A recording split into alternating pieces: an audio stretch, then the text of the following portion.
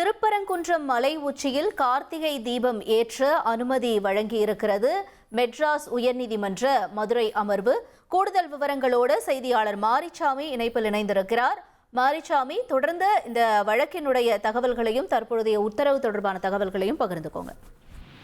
திருப்பரங்குன்றம் மலை உச்சியில ஒரு தீபத்தூண் இருக்கு. அந்த தீபத்தூண்ல கார்த்திகை தீபம் திருக்கார்த்திகை அன்று ஏற்ற வேண்டும் அப்படின்னு அதுக்கு அனுமதி கேட்டு உயர்நீதிமன்ற மதுரை அமர்வுல வழக்கு தாக்கல் செய்யப்பட்டது. அந்த வழக்குல திருப்பரங்குன்றம் மலை உச்சியில இருக்கிற அந்த தீபத்தூண்ல கார்த்திகை தீபம் ஏற்ற இந்த வருடம் அனுமதி கொடுத்து, இந்த வருடம் முதல் தொடர்ந்து அந்த மலை உச்சியில உள்ள கார்த்திகை அந்த தீபத்தூண்ல திருக்கார்த்திகை தீபம் ஏத்தணும், அதற்கு அனுமதிக்கிறோம்னு உயர்நீதிமன்ற மதுரை அமர்வு நீதிபதி GR சுவாமிநாதன் உத்தரவு பிறப்பிச்சிருக்காரு. அவர் இதை தீர்ப்பா சொல்லியிருக்காரு.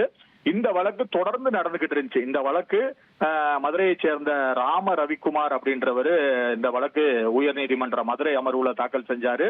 இந்த மனுவுல இடையீட்டு மனுக்கள் பலர் தாக்கல் செஞ்சிருந்தாங்க. தர்கா தரப்புல தாக்கல் செஞ்சிருந்தாங்க.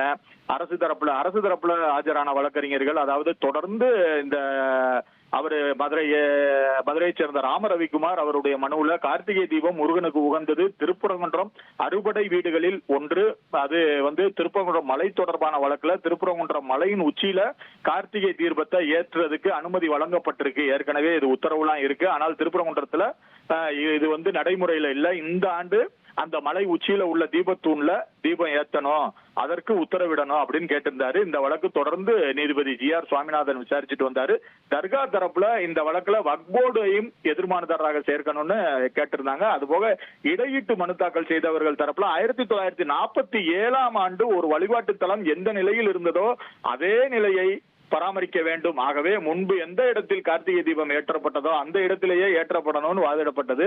இந்த வாதங்கள்லாம் இருந்தது. அது போக இடையீட்டு மனுதாரர்கள் ஒரு தரப்புல தேர்தல் நெருங்கும் வேளையில இது ஒரு சமய பிரச்சனை, அதாவது மத பிரச்சனையை ஏற்படுத்தும், அதுக்காக அந்த அச்சம் இருக்கு அப்படின்னு தெரிவிச்சாங்க. அதற்கும் இதற்கும் எந்தவித தொடர்பும் இல்லைன்னு நீதிபதி குறிப்பிட்டிருந்தாரு.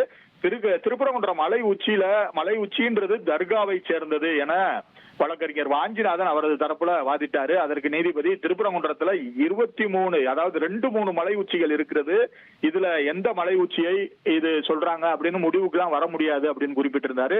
தொடர்ந்து நீதிபதி இந்து சமய அறநிலையத்துறை ஆணையர் அவங்களெல்லாம் இந்த இதுல தாமாக முன்வந்து வழக்குல சேர்த்திருந்தாரு. இந்த வழக்கு தொடர்ந்து நடைபெற்றுகிட்டு இருந்துச்சு.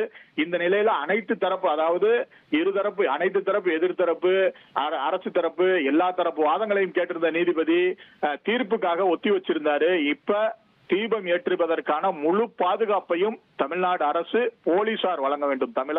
தமிழ்நாடு காவல்துறை வழங்கணும். மலை உச்சியில உள்ள தீபத்தூண்ல தீபம் ஏத்தணும். அதுவும் இந்த ஆண்டு திருக்கார்த்திகை அன்று தீபம் ஏத்தணும். இந்த ஆண்டு முதல் அந்த தீபத்தூண்லையும் தீபம் ஏத்தணும் அப்படின்னு தனது. இனி செல்லும் இடமெல்லாம் செய்தி. தந்தி டிவியின் வாட்ஸ்அப் சேனலை ஃபாலோ பண்ணினா செல்ல இருக்கும் இடமெல்லாம் செய்தி. இதோ QR கோட், இப்பவே ஸ்கேன் பண்ணுங்க, ஃபாலோ பண்ணுங்க.